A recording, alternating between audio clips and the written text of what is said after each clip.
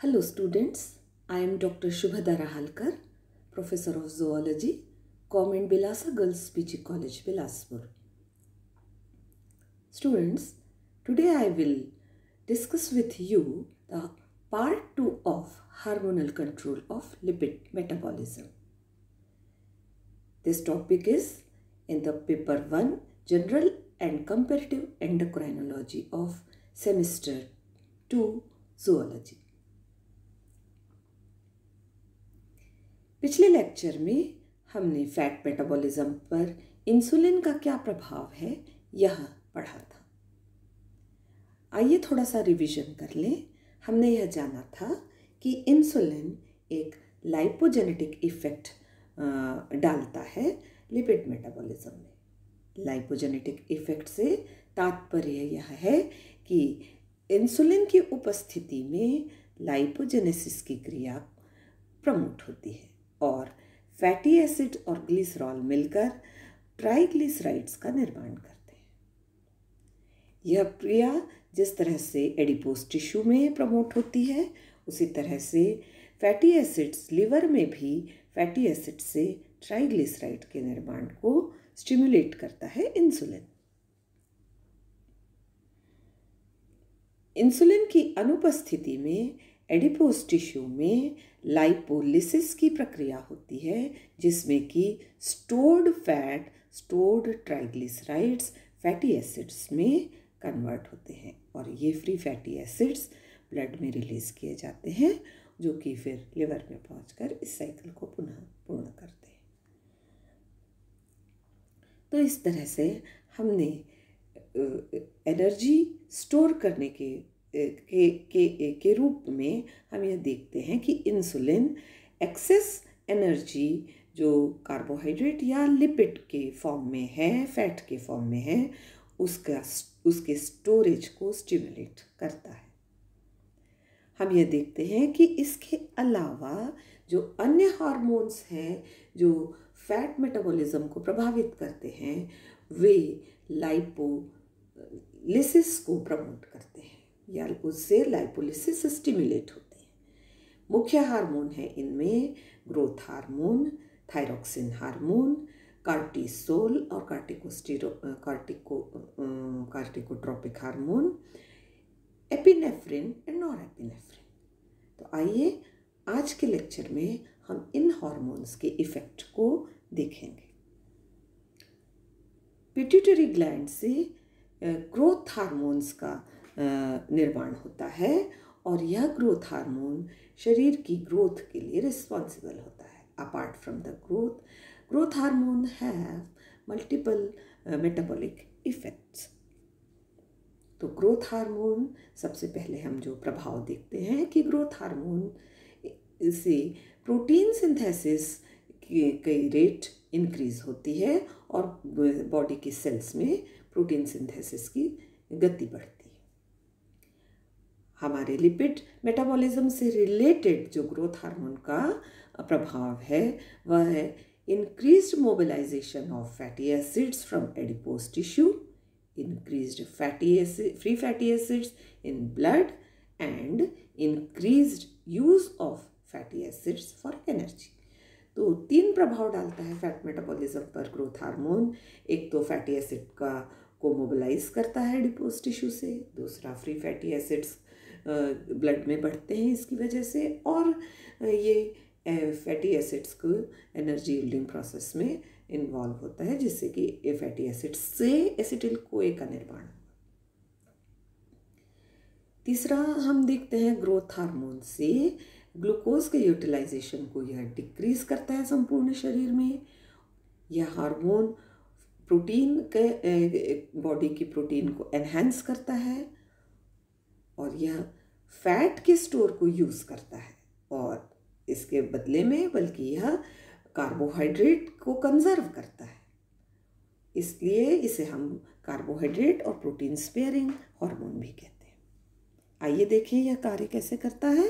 तो growth hormone has specific effect in causing the release of fatty acids and from adipose tissue, therefore increasing the concentration of fatty acids in the body fluid. तो यह body fluid में fatty acid, free fatty acids के concentration को बढ़ाता है, because यह adipose tissue से fatty acids को रिलीज करता है। In addition, in tissues throughout the body, growth hormone enhances the conversion of fatty acids into acetyl CoA।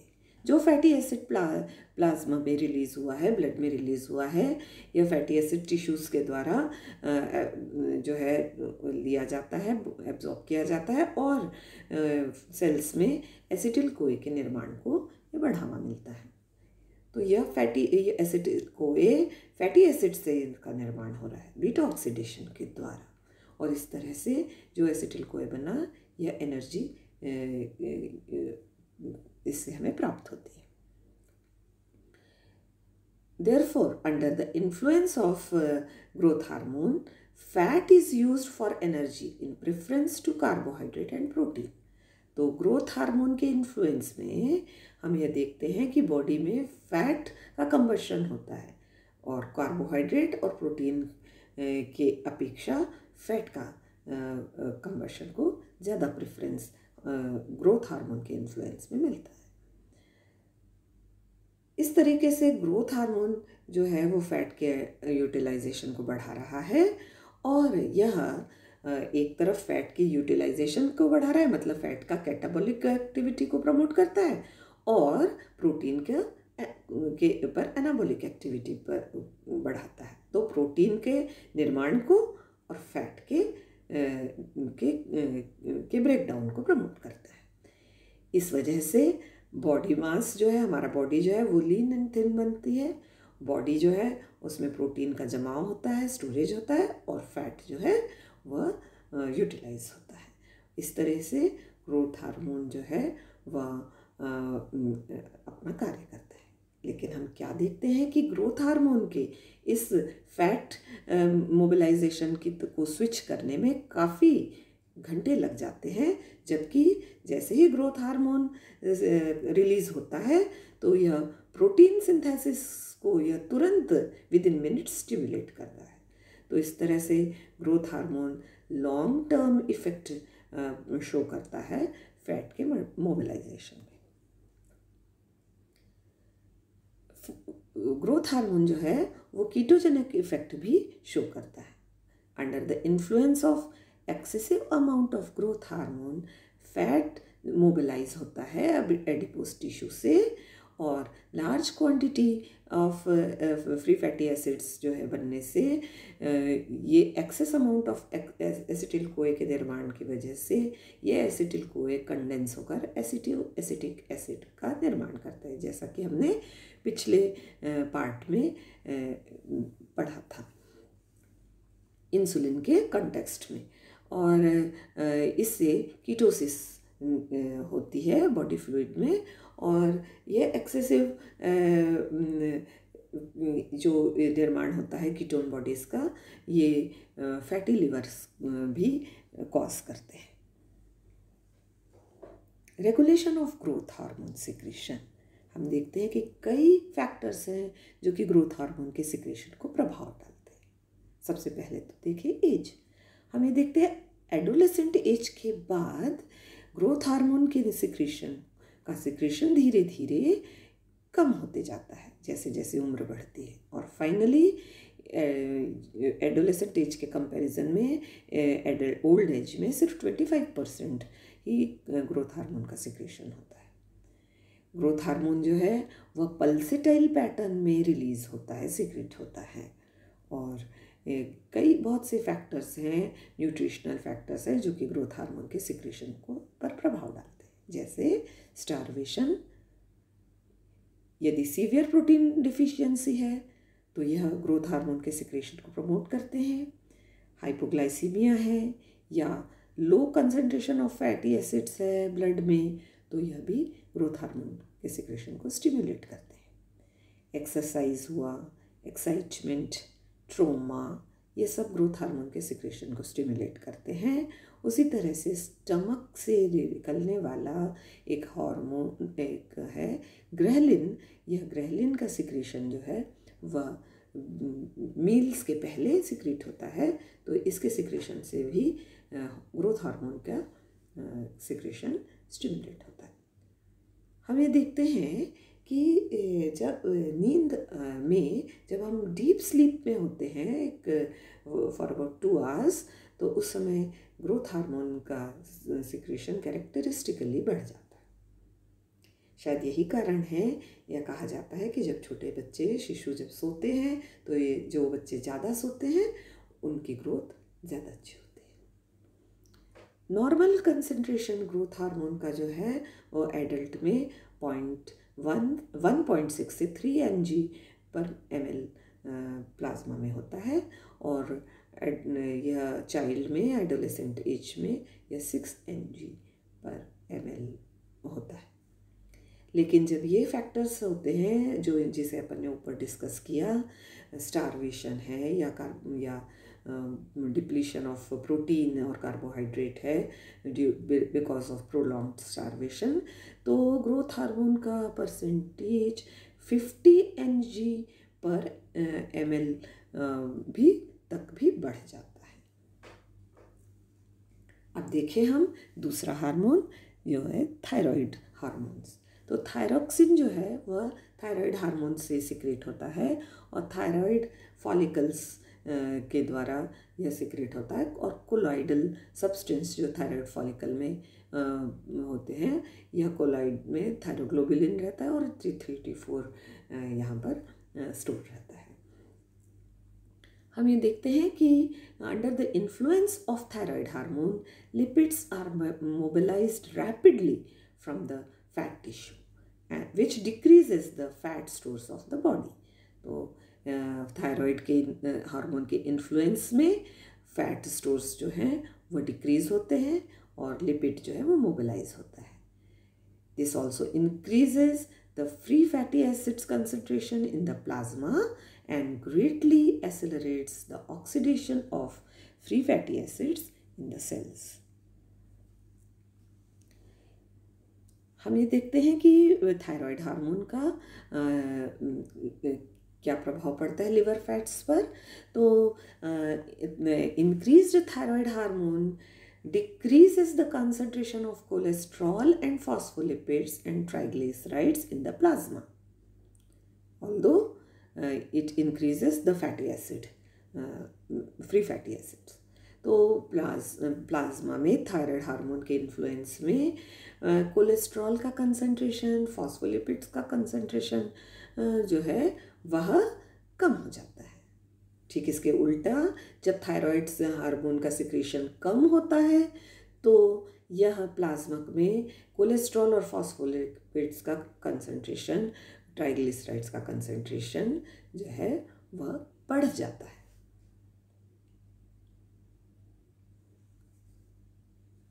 हम ये देखते हैं कि large increase in circulating plasma cholesterol in prolong hypothyroidism is often associated with severe atherosclerosis.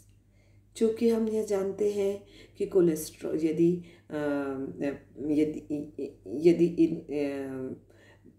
Thyroid hormone की कमी है तो cholesterol का कंसंट्रेशन प्लाज्मा में बढ़ जाएगा। तो हाइपोथायरॉयडिज्म में थायराइड हार्मोन की कमी होती है, इस वजह से ब्लड प्लाज्मा में कोलेस्ट्रॉल का कंसंट्रेशन बढ़ जाता है। यदि प्रोलॉन्ग्ड हाइपोथायरॉयडिज्म होगा तो prolonged increase in concentration of cholesterol in plasma हमें दिखाई देगा, जिससे की वजह से हम ये देखते हैं कि आर्टरीज में कोलेस्ट्रॉल का जमाव एथेरोस्क्लेरोसिस के रूप में होगा। थायराइड हार्मोन की वजह से हम यह देखते हैं कि कोलेस्ट्रॉल का एक्सक्रीशन होता है बाइल के रूप में। बाइल में कोलेस्ट्रॉल सिक्रीट होता है और कंसिक्वेंटली यह कोलेस्ट्रॉल फीसिस में के साथ में बाहर निकल जाता है। तो थायराइड हार्मोन किस तरह से कोलेस्ट्रॉल को मैनेज करता है यह हमने देखा by the secretion of cholesterol with bile. अब देखें हम एड्रिनल ग्लैंड के का जो कॉर्टिसोल है, ग्लूकोकॉर्टिकोइड है, वह किस तरह से अपना प्रभाव लिपिड मेटाबॉलिज्म पर डालता है। जो कॉर्टिसोल है वह एड्रिनल कॉर्टेक्स के जोना फेसिकुलेटा से, जो मिडिल पार्ट है, वहाँ से सिक्रेट होता है। यह भी जो फैटी एसिड के मोबिलाइजेशन के लिए आवश्यक होता है, या इसकी सहायता से फैटी एसिड का मोबिलाइजेशन होता है। Cortisol promotes amino acid mobilization from the muscles and it also promotes mobilization of fatty acids from the adipose tissue. यहाँ पर एक चीज़ हम और बता दें कि पिट्यूटरी से कि एडेनोहाइपोफाइसिस से निकलने वाला जो एडेनोकॉर्टिकोट्रोपिक हार्मोन है, यह भी लिपिड मेटाबॉलिज्म को डायरेक्ट और इनडायरेक्ट मतलब कॉर्टिसोल के थ्रू प्रभावित करता है, और यह भी इस तरह से फैटी एसिड के मोबिलाइजेशन पर अपना प्रभाव डालता है। अब देखें कि कॉर्टिसोल का कैसे प्रभाव पड़ता है। तो cortisol also seems to have a direct effect to enhance the oxidation of fatty acid in the cell. The increased mobilization of fats by cortisol combined with increased oxidation of fatty acids in the cells helps shift the metabolic system of the cell from the utilization of glucose for energy to utilization of fatty acids in the times of starvation or the other stress. तो starvation के समय या stress के समय glucose के utilisation की अपेक्षा cortisol fat की यूटिलाइजेशन को प्रमोट करता है।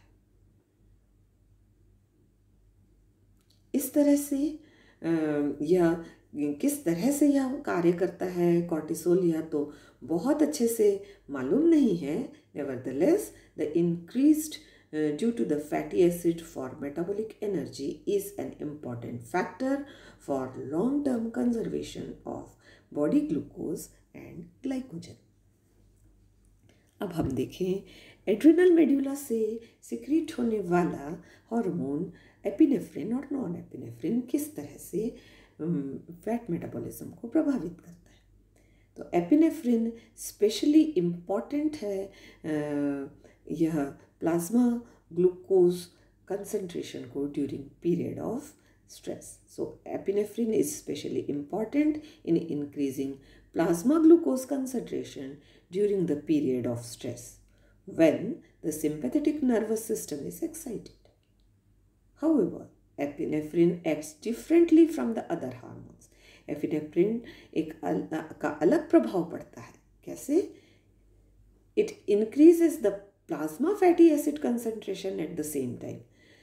तो यह ग्लूकोज का भी कंसंट्रेशन बढ़ाता है प्लाज्मा में, और साइमल्टेनियसली यह फैट का भी कंसंट्रेशन बढ़ाता है। इस तरीके से यह बाईफोल्ड इफेक्ट इसका पड़ता है। कैसे? Epinephrine has a potent effect of causing glycogenolysis in the liver.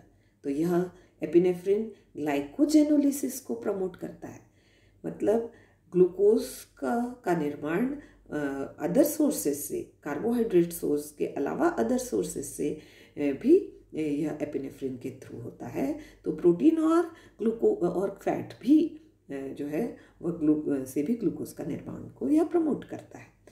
इस वजह से large quantities of glucose is released in the blood within few minutes after the secretion of epinephrine. It also has direct lipolytic effect on the adipose cells. Adipose cells पर यह direct लाइपोलिटिक effect डालता है। कैसे? तो यह adipose tissue में पाए जाने वाले हार्मोन सेंसिटिव लाइपेज को एक्टिवेट करता है, और इस तरीके से यह बहुत क्वांटिटी में फैटी एसिड्स को ब्लड में रिलीज करने का काम करता है।